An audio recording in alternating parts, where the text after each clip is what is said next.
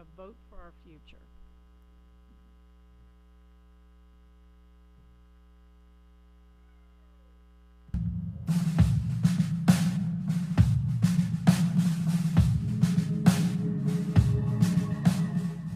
Vote for Our Future, a literally cultured read aloud.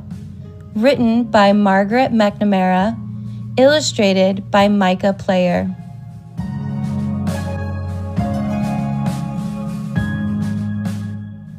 Every 2 years, on the Tuesday after the first Monday of November, Stanton Elementary School closes for the day. For repairs? Nope. For a holiday? Nuh-uh. For vacation? No way.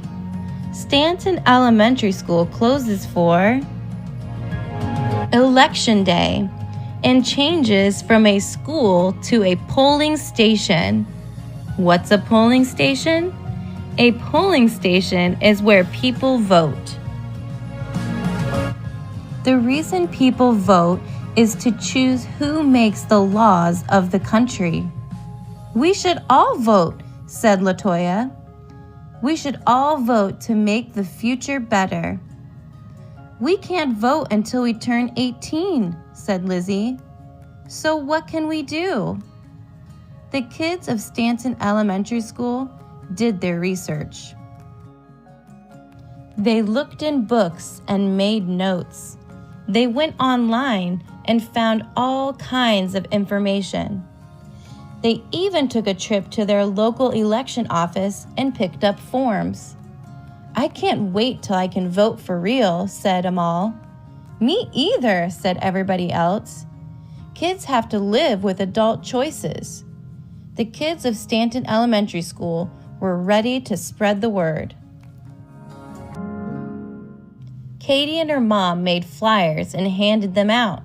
Don't forget to vote, Katie told one busy dad. I didn't even know there was an election, he said. Now you do, said Katie. Can I go with you when you vote? Jasmine asked her big sister. It's a pain to vote, her sister said. I'm not even registered, added her friend. It's not hard to register, said Jasmine. You can do it together, and I can show you how. Nadia and her auntie went door to door. Voting is a right, Nadia said. A right that women didn't have 100 years ago. One lady told them, I don't like standing in lines. I don't like lines either, answered Nadia's auntie. But if we stand in line for coffee or for a movie or at a bank, I bet we could stand in line to vote, said Nadia. Said the lady. Maybe we can. At Jaden's house, the whole family was making their voting plans. Jaden's dad was voting before work. Jaden's mom was voting after work. I've walked to that polling station every election since I could vote, Jaden's great-grand told him, but I can't walk so far anymore. A volunteer can drive you, said Jaden. Let's get you set up, said Jaden's mom. Mia and Noah and Jamal had a bake sale. Don't forget to vote, Mia said as she handed out change. I'll be away on election day, said one woman. In our state, you can vote early, said Mia. Or you can vote by mail, said Jamal. The voter guide tells you how. Voting? What's the big deal? Asked a teenager. People fought wars so we can vote, said Mia. That's a big deal. Why should I vote? Said a sad lady. Nothing ever changes. Besides, one vote won't make a difference. Are you kidding? Said Jamal. Changes are made every day because people voted. Every vote counts.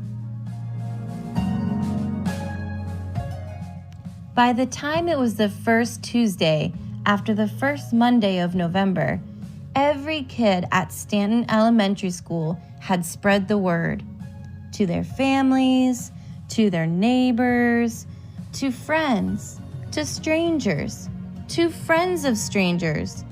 The whole town had a voting plan, and on Election Day, voters came early in the morning before the sun was up. They waited in line with coffee. They rolled in on wheelchairs. They voted for the first time and for the 50th time. They ran in at the last minute. They came with their sons and daughters, their nieces and nephews, their brothers and sisters, their cousins and friends.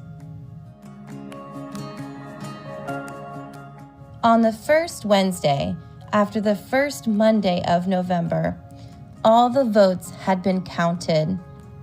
The results were so close, the votes had to be counted again. Some people won, and some people lost.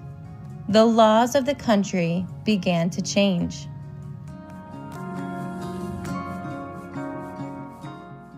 Stanton Elementary School went back to being a school.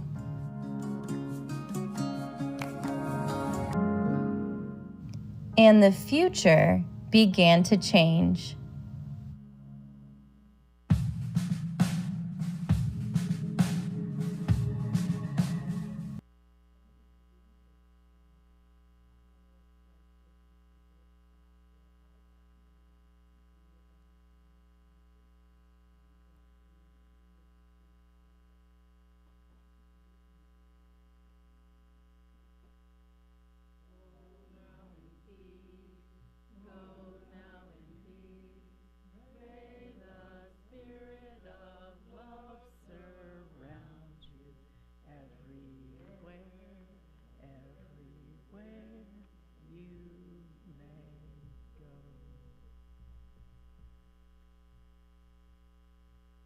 So this is a special time in our service where we share joys and milestones and concerns, and you're invited to briefly share events in your life so we may support and celebrate together.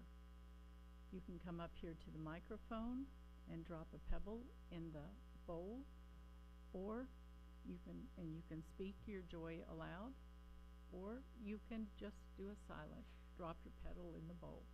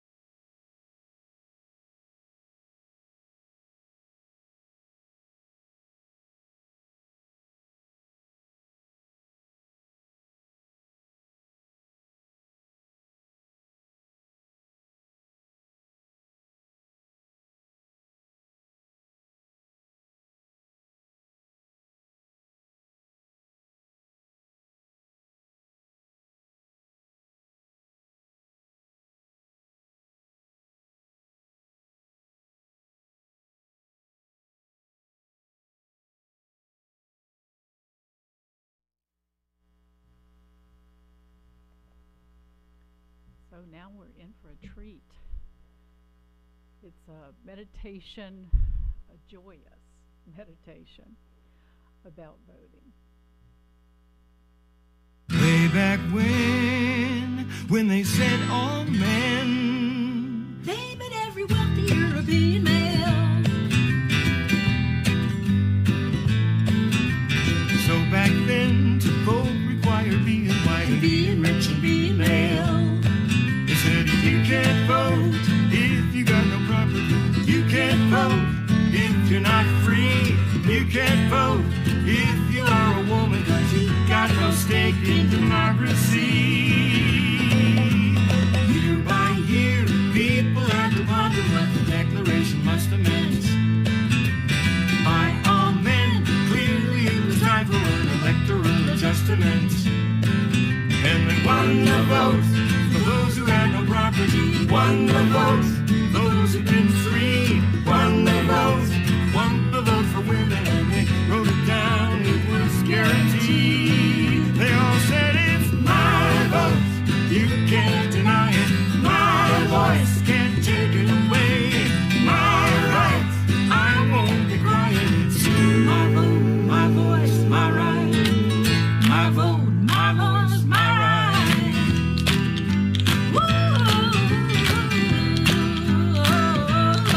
Well, the right's are right, but without a fight it can evaporate and float away. And by night, people came a-creeping and they tried to take the vote away. They said, you can't vote, you haven't paid the poll tax. You can't vote, you can't pass the exam. You can't vote for fear of retribution. And the people stood up and said, well damn, it's my vote, you can't deny it. My voice can't take it away. My right, I won't be quiet. It's my vote, my voice, my right. My vote, my vote, my voice, my right. My vote, my vote, my voice, my right. My vote, my voice, my right. My vote, my voice, my right. My vote, my voice, my right.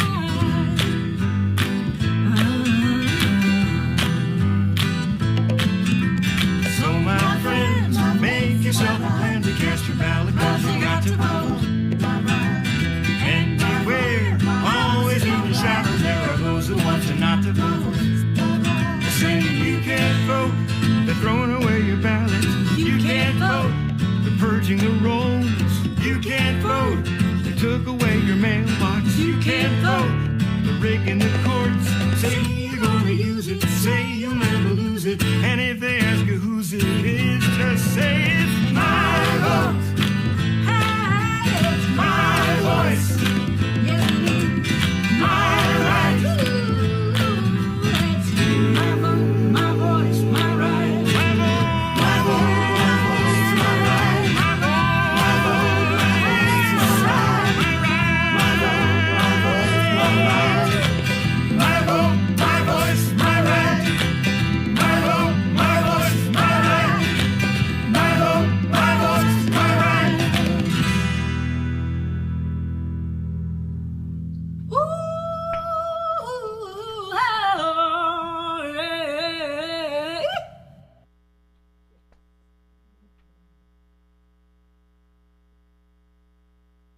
Something to think about. Roy Zimmerman's a UU, a famous UU that we've had here in concert, actually. He's a great musician.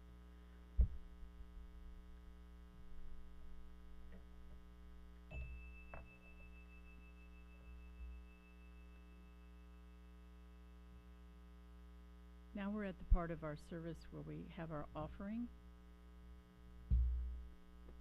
And if you will say or sing with me, we'll get our people to come forward. From you I receive, to you I give, together we share, and by this we live.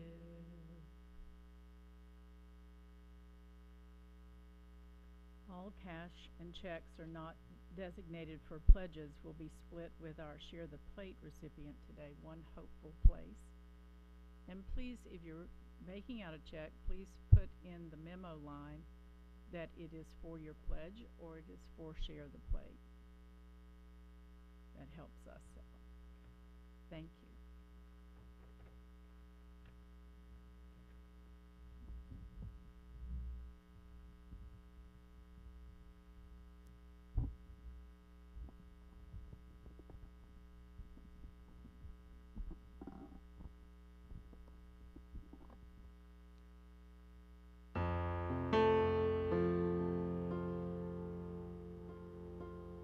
Come, there we go. Come gather round, people, wherever you roam, and admit that the waters around you have grown, and accept that soon you'll be drenched to the bone. If your time to you is worth saving, you better start swimming or you'll sink like a stone, for the times they are a-changing. Come writers and critics, prophesy with your pen, and keep your eyes wide, the chance won't come again. No, don't speak too soon, for the wheel's still in spin, and there's no telling who that it's naming. For the loser now will be later to win, for the times they are a-changing. Come senators and congressmen, please heed the call. Don't stand in the doorway, don't block up the hall. The one that gets hurt will be he who has stalled. There's a battle outside and it's raging. It'll soon shake your windows and rattle your walls, for the times they are a-changing. Come mothers and fathers throughout the land, don't criticize what you don't understand. Your sons and your daughters are beyond your command. Your old road is rapidly aging. Please get out of the new one if you won't lend a hand, for the times they are a-changing.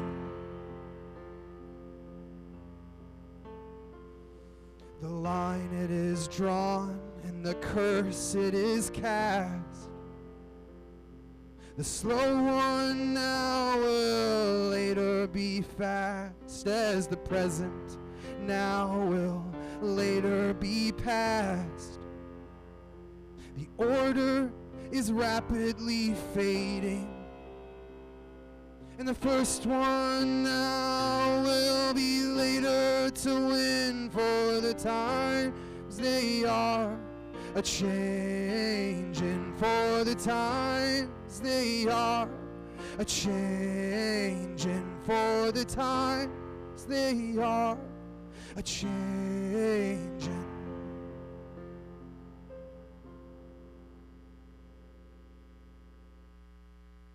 Thank you, Josh. That was awesome. Please greet Judy Byrne Riley, a longtime member of the UUPC, and she's fabulous. And you're going to agree with me when she gets finished with her perspective. Well, we'll see about that. I don't know about that. Thanks, Deborah. Well, yes, I am a long-term member. I've been here a member since 1979. That's 43 years.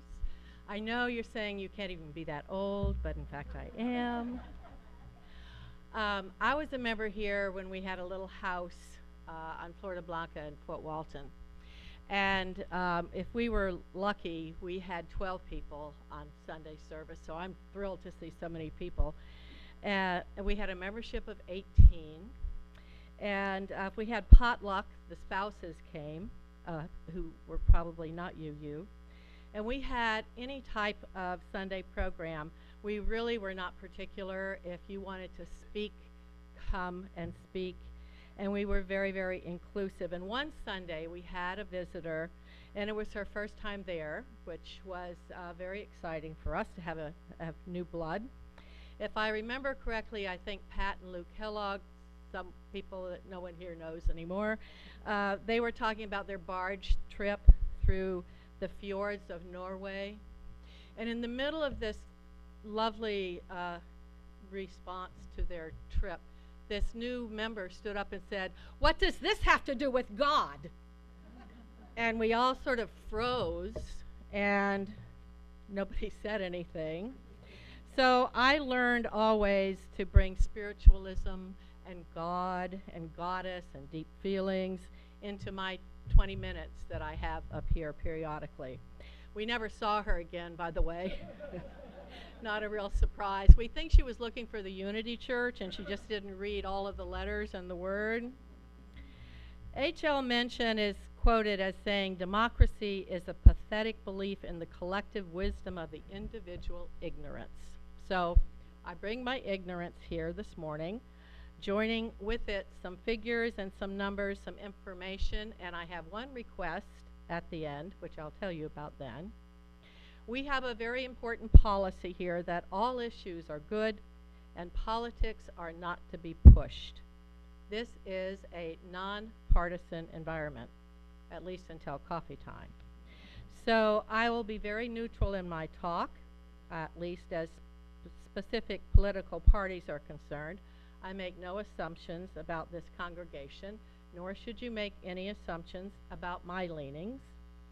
As for registering to vote, I know I really am preaching to the choir.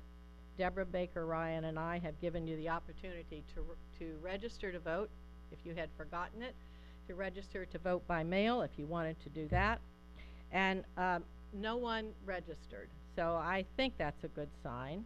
At least I'm assuming that everyone here is not unregistered and that you are not an apathetic blob of people sitting out there.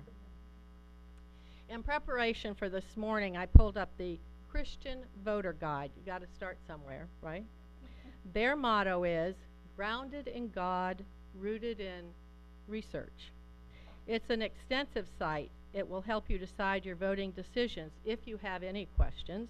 There are pages and pages and state by state of congresspersons and who you should vote for. It is very specific. It is very definitive. And I am here to tell you, in case you wanted to know, God is definitely a one-party voter. There is no doubt about it. You can Google the site if you'd like. It's christianvoterguide.com, all one word. The 2020 election in Florida was perfect. It was excellent. There were no issues. There was no fraud. There was no cheating. There was no hanging chads. There were no microscopic inspections needed. We all remember those. Now, we know that because all of the election officials in Florida told us that. The Florida Division of Election website says, quote, "Florida was a model of a successful election administration in the 2020 election cycle, and we continue to seek ways to improve our processes. In 2020, the department received 264 election fraud complaints and referred 71 of those to law enforcement for prosecuting, or at least to their authorities." So let me throw those numbers at you. In 2020, there were 13,536,830 registered voters, all parties, all able to vote in the 2020 election. Statistics tell us that 77, pretty high number actually, actually exercise their right to vote, and that's 10,423, 10,423,359 votes cast. So the Florida model only had 262 fraudulent claims and only 71 that were actually turned over to law enforcement. Now, I did my calculator, which is handheld, small little thing, but it's 0.0000257. Wow, that's fantastic. We should all be thrilled. So it makes sense, doesn't it then, that in 2021, Florida legislature wrote and passed Senate Bill 90, and to clarify this mishmash of protection against voter fraud, they then passed Senate Bill 524 to make it real clear that we will not have any voter fraud in the state of Florida.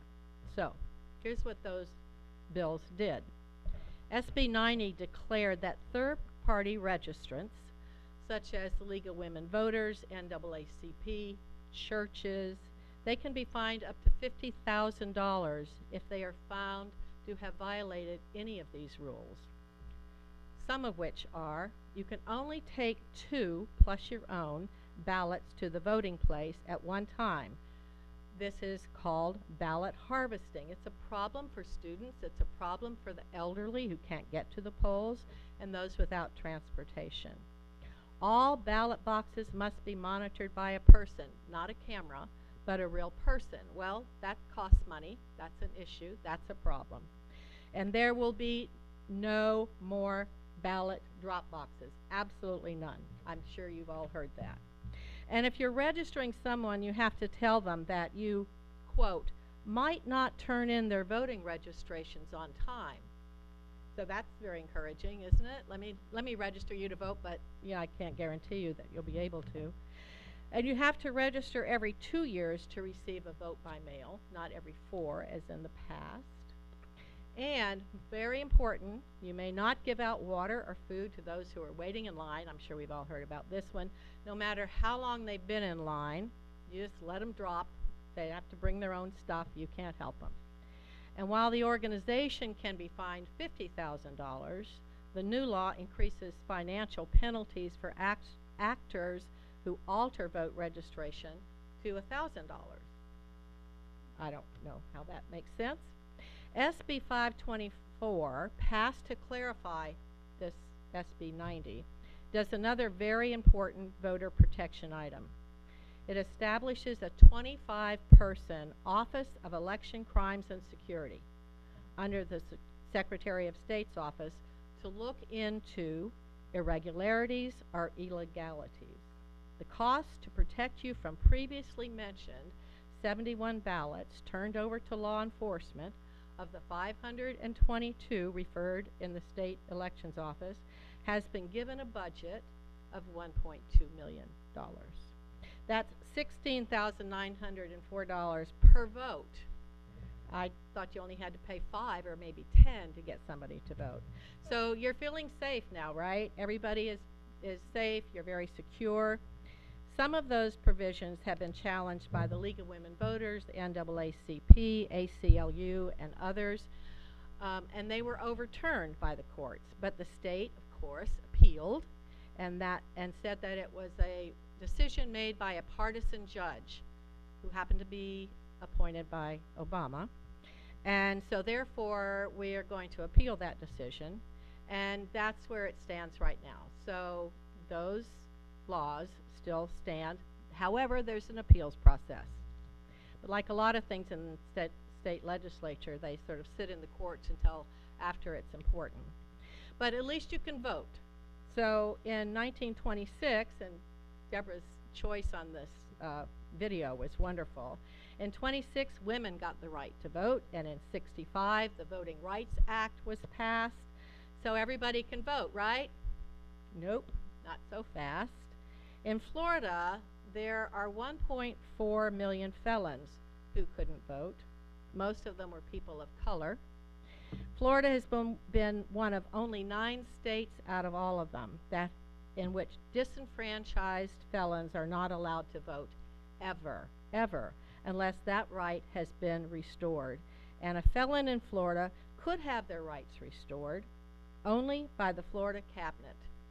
An executive clemency is what it's called. In November of 2018, 64% of Floridians voted in favor of an Amendment 4. This amendment was a citizens' initiative, which means that we all gathered signatures, garnered hundreds of thousands of signatures to add Amendment 4 to the ballot and thus to our Constitution. The amendment ordered the possibility of automatic vote restoration for those 1.4 million Floridians who couldn't vote because of past felonies. As the amendment reads, this restores the voting rights of Floridians with felony convictions after they complete all of their terms of their sentence, including parole and probation. That seems pretty clear, right?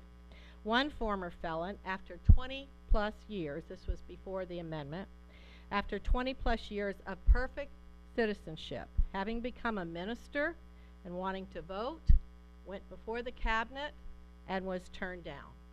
May I ask why, he said, and he was elderly. May I ask why?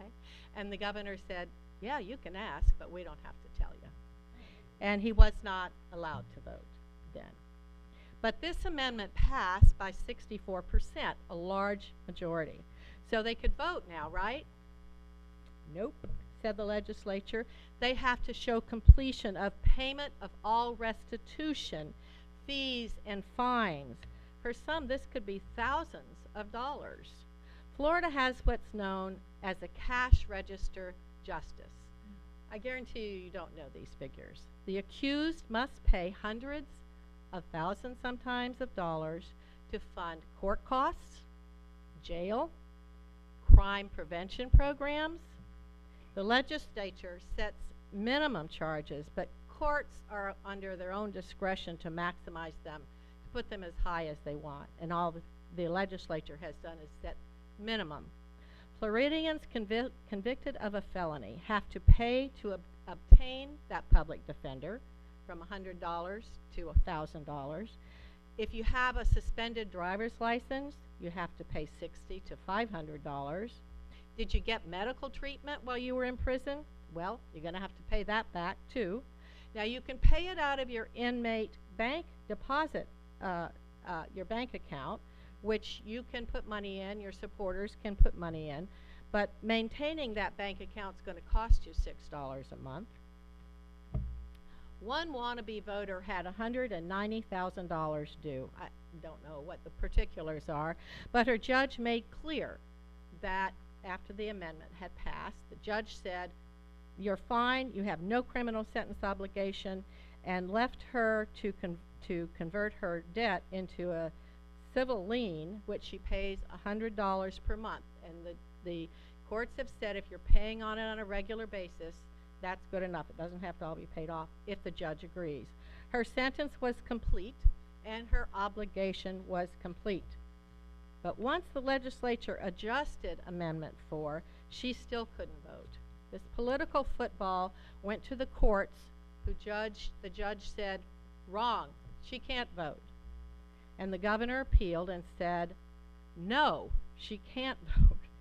And the 11th Court of Appeals decided that returning citizens, which is now the political correct for felons who have paid their debt to society, had to pay all legal financial obligations that arise from a felony conviction. That's very significant. So, in other words, she still couldn't vote.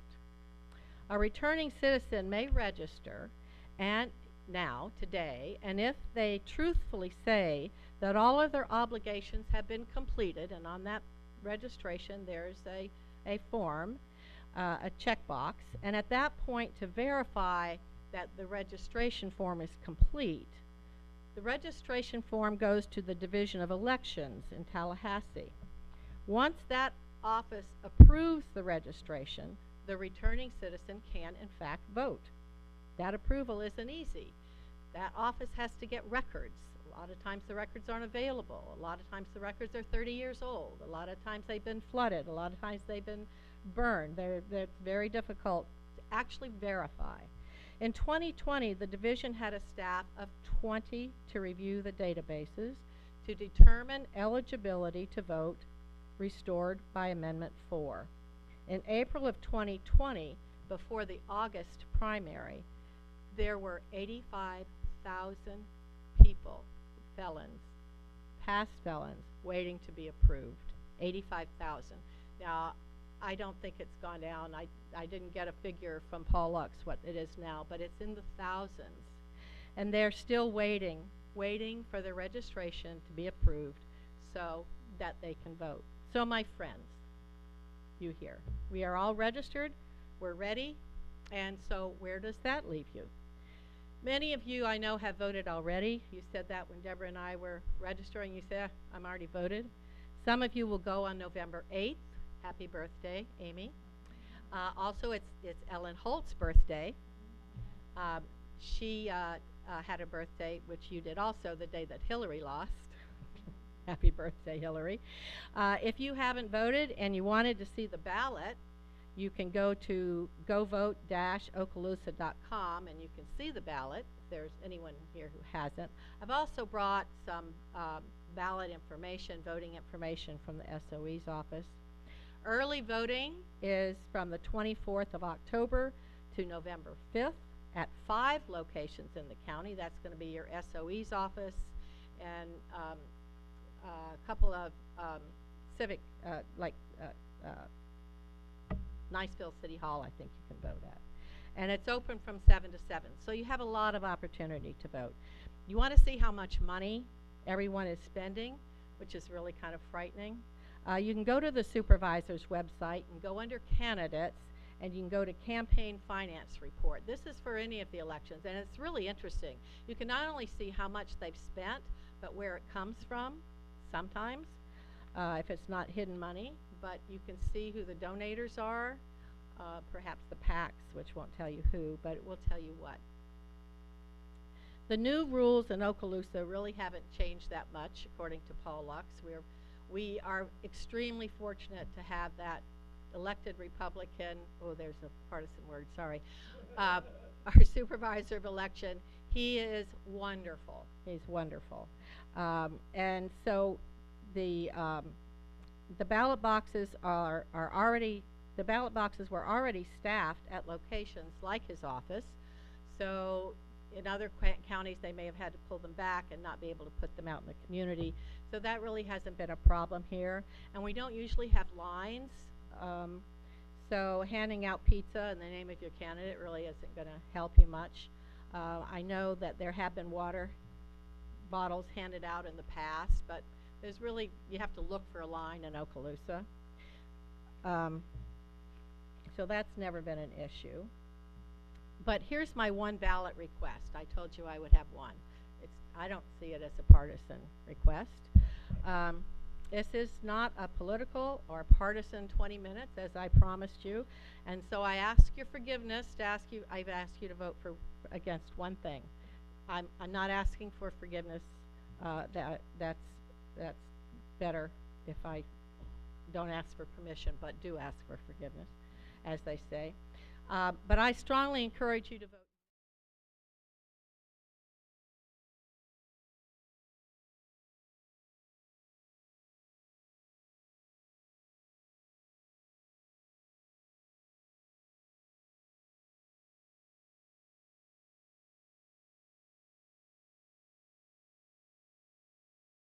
Or where you have to garner all these thousands and thousands of signatures depending upon how many voters are registered. It's a percentage. There is approval by the legislature, which is what all of these three are, have been put on by the legislature. And then there's the third way you can add to our Constitution through a ballot initiative called the Constitution Revision Commission. The CRC is a 37-member commission provided for in the state constitution that sets its own rules and procedures. Florida, by the way, is the only state with a commission that can refer constitutional amendments to the ballot for voter approval. It's the only one. It's really amazing how it works, and the legislature would like to throw it out. In 1998, I was fortunate to be appointed to that 20-year commission, each 20-year commission, by Governor Childs. There were 37 members. I was one of only 9 women out of the 37. I am not a lawyer. Almost everybody else was a lawyer. I was the only one from the Panhandle, just this side of Leon County, all the way over past Pensacola, to be on the 37-member commission. My service was on the 2-year commission was perhaps the highlight of my own personal community work, both local, state, and national, and I have been on a lot of boards on all levels. It was the most fascinating and extensive and time-consuming and important thing that I've been on the 30 years that I've been doing that sort of thing. Because of the political majority of the Senate and the House, which were both Republican, and the governor, which was Democrat, and you'll have to see how the other 4 are made up, but it was almost perfectly balanced. It was of 36, half were Democrat, half were Republican, and the Attorney General was a Democrat. So it was amazing. The conversations we had, we went all over the state. We heard folks like you all who knew the Constitution. They knew the issues that they wanted to change. I was so impressed with the citizens of our county, of our state. Voters approved all but one of our 13 amendments, one of which I was two of which I was extremely involved with, one of which is called the Florida Little ERA, which adds that, I can't remember the exact words, but female and male alike as opposed to Equal Rights Amendment. That was as close as we could get. It was male and female, and I said, no, I'll go with that, but we're going to flip it around. So it now says female and male, which maybe makes you think about it a little bit more. The CRC in 2008 had 8 amendments, and they all passed, but some have been sent back to the courts from the 2018 because they said that they were composed of multiple subjects and they contained inaccurate and misleading language. I don't think any of the ones from 2018 went into the court system. So the legislature put the same elimination amendment on the ballot for voters in 1980. I didn't realize that till I was looking on information for this talk. And it failed then too, hooray, by a wide margin. And I really hope that it will fail this time only. If people understand what it is and how important it is, they will vote against it. But it's real clear that the Florida legislature, no matter the party in power, I guarantee you it doesn't matter, does not want citizens to put amendments on the Constitution, to our Constitution, on the ballot. It is their job and only they will do it, and we as citizens should not do it. They want to do it only. They have even raised the threshold over the years that amendments must pass. It's now 60%, not just a simple majority, which is fine. So that's enough. Take the swag. Paul Lux has given me all kinds of these little paper pamphlet things are great to stick in your purse, and the pens, it's all free. It's your tax dollars, so it's not really free. So take all of that. I don't want to have to take it back. And then, of course, go and vote in person or by mail early or on the November 8th, but vote. Take people with you. Take your friends with you. Take your neighbors with you. And you will not find any ballot boxes in Okaloosa County or any county in the state. But Paul has assured me there are no ballot boxes in Okaloosa County. In previous years, drop boxes, ballot boxes, were located, drop locations collected ballots in before this. They collected them in large orange locked satchels. And you may have seen them if you've ever been a poll watcher or poll worker. See the big locked orange satchels that come in? But a few years ago, Paul said they had money in their coffers, so they bought freestanding ballot boxes, similar to a small mailbox.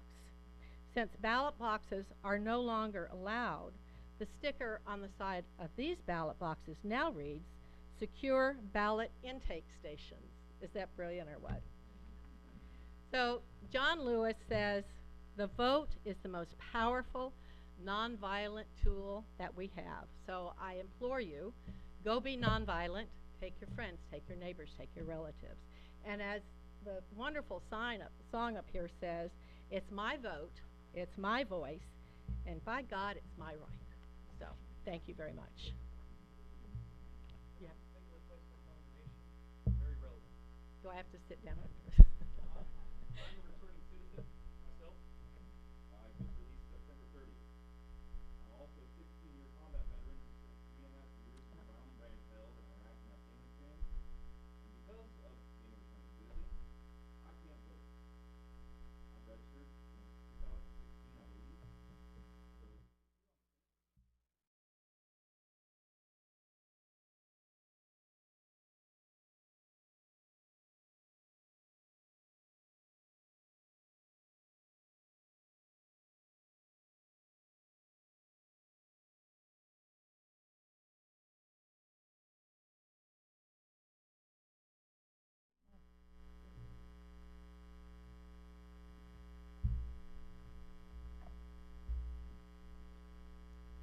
So So we'll extinguish our chalice with number 418 again in the back of your gray hymnal. If you want to read it with me, I'd love for you to do that. Number 418 says, "Come into the circle of love and justice. Come into the community of mercy, holiness, and health. Come, and you shall know peace and joy." Thank you.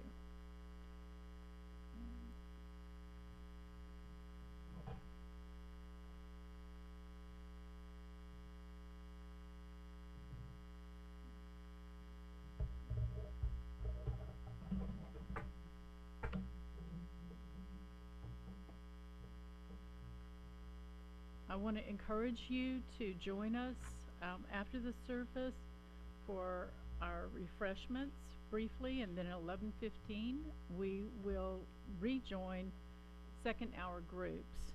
Today we have porch swing, and Judy and I will be leading the porch swing, so you can give your feedback on the service today. And we have unquiet meditations in the Harmony Room, which is the room on the other side of this wall, led by Shar Farley. And then we have a Free Thinkers group, Free Thinkers Friendly, in the library, led by Alex Faulkner. And it's going to, as Shar said earlier, it's going to be an introduction to atheism. All right, and we, of course, the children have second hour in their classrooms. So,